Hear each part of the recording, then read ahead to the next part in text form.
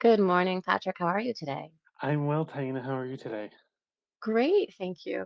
It's interesting that we just live a state away from each other, but we're always on the computer. Yeah, Um, we've never met in person. for, but I appreciate you taking the time out today to talk about a program that you're going to be holding for couples. So I'll just give some background. Anybody who knows either one of us knows that we facilitate EMDR trainings quite frequently together. And I was really interested when I heard this concept about Hold Me Tight because it's Mhm. something I'm just learning about. So if you would like to give us just a introduction of yourself and tell Yeah, us a bit about what you're doing. sure. So I am Patrick Monette. I'm a licensed mental health counselor. I'm in private practice in New York as well as in the state of Florida. And I am a certified EMDR therapist, as well as a certified EFT, which stands for Emotional Focused Therapy for Couples Therapist. And for many years, for the majority of my career, actually, since grad school, I have really enjoyed working with couples. And throughout my career, I've tried learning, not tried, but worked on learning new skills and different approaches of how to best assist clients where they're at to help them with whatever various issues they're going on. And when I was trained in EFT, I discovered a program that they offered called Hold Me Tight. So it's an evidence-based program that the founder of EFT, Dr. Sue Johnson, who unfortunately passed away this last year, created. And I really fell in love with it. So EFT is something that I incorporate into my regular therapy. But what I have found over the years is a lot of couples fall through the cracks with getting the right support and being able to find the right connection with a therapist or a coach or someone who can really see the couple as equals and as partners who want the same thing but may not know how to get there. I've always loved, as I said, I loved couples therapy, but there was some things that were missing from it. And so when I started offering the Hold Me Tight program, it was funny because I was originally planning on doing it live in person, and then that was actually I think March 2020. And so as we know, the world just changed after that. And so I transitioned and pivoted like everyone else onto doing it online. And I've done it in a couple different versions. I've offered it in a couple different versions where I've done group options where and I know people freak out when they hear like a group couples that I don't want anyone to know I'm there. But the way that I do the group is to respect people's privacy. And I'm the only one that has my camera on.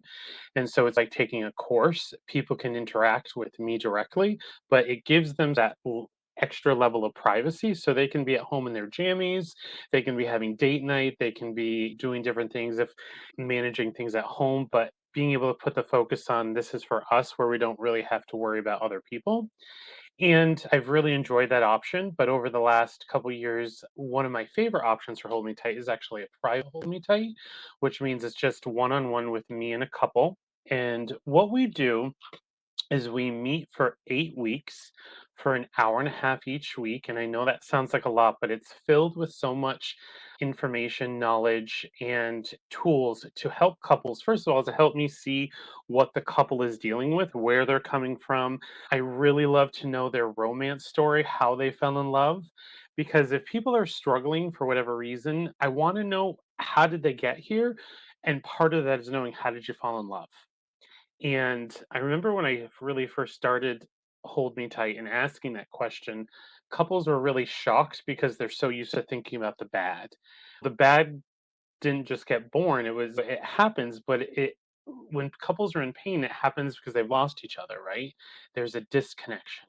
And usually in relationships in couples therapies, as I have seen is there's one partner who might be more reserved to be in therapy. Unfortunately, without going down a rabbit hole, couples therapy doesn't really get a great rap in our world and in social media and in TVs.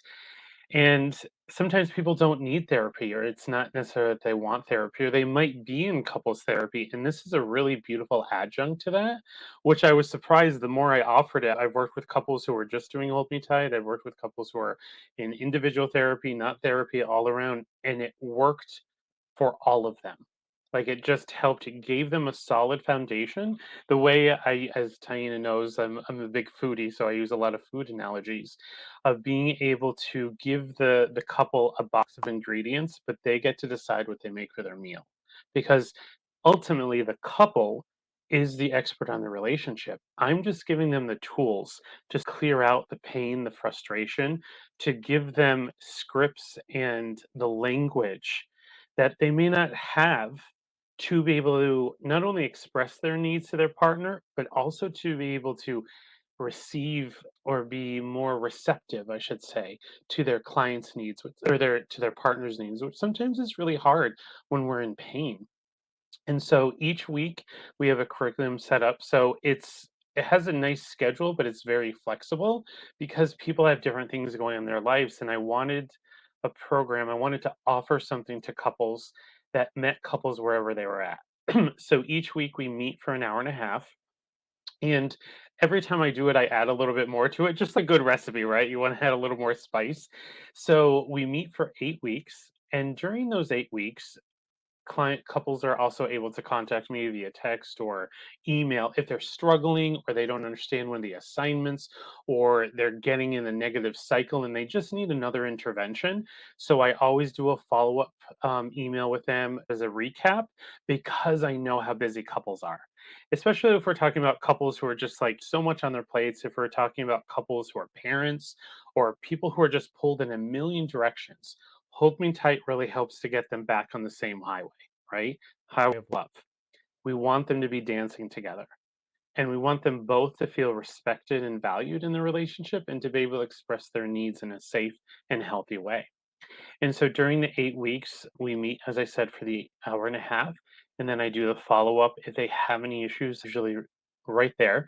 And then after the 8 weeks, I always like to do a follow up session, which is our ninth session. And that's usually, I like to do about 3 or 4 weeks out because I want, it's a lot of information. It's a lot of wisdom to integrate into change, into process, into practice. And I want to give the couple just some time to digest it. So I follow up with them about 3 or 4 weeks out, see if they need any tweaking, if they need additional support.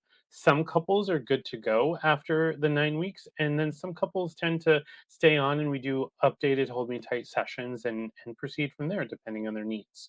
Is that a fair is any questions? I know I'm a fast talker, and I No. nerd out about this stuff, but because I love it. I really love it. Yeah, I think it sounds fascinating. And then also, I'm wondering, have you seen any particular themes or topics that have happened more since we did you referenced going into that hard pivot of how we lived our lives, and in some situations that added some additional stressors into relationships? I I think when the lockdown was happening, it was different than it is now. I think because people were just like, I can't get a break from you. And so being able to figure out where I love my kids, but if I have to see them again, I'm like all the things most of us saw and experienced. So being able to figure out how to create those pockets of time, being able in a safe way at that time of being able to separate and work through those conflict. I think as times evolved, the themes that I see are people are burnt out, stressed, and overextended. And the couple, the relationship is usually the recipient of that. It's usually the one that takes the burden. Because how many times do we hear a couple might say, "Oh, we'll put that off later," or "This isn't. I don't really have time for this. We don't have but the kids have to come first. The relationship has to come last. We'll just put it on the back burner." But just like an infection, when there's an injury between a couple, it's only going to get worse if we don't address it. And I think that's what Hold Me Tight does of being able to help clients, couples, wherever they're at, to really see where are the injuries, where are the wounds, and to also give them that hope that they can revitalize the relationship. And if somebody is looking to explore Hold Me Tight with their partner, how are they getting in touch with you? Is this something that is available to people in different states? Because this is coaching, right? Yeah, it's an educational program, so it's actually, like, international, which is really cool. That's what I loved about it too, because one states that where we can practice therapy is limited to what we are, and this opened the door to anywhere.